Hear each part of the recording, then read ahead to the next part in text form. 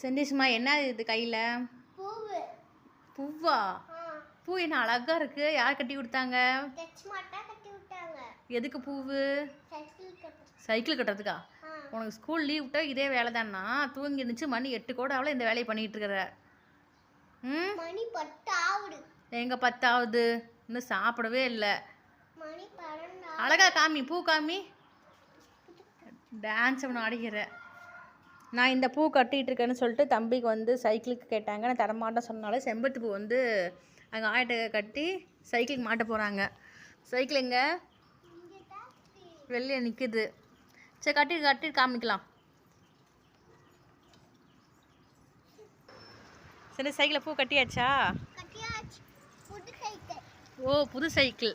சரி ஓட்டுங்க சைக்கிளை ஓட்டுங்க.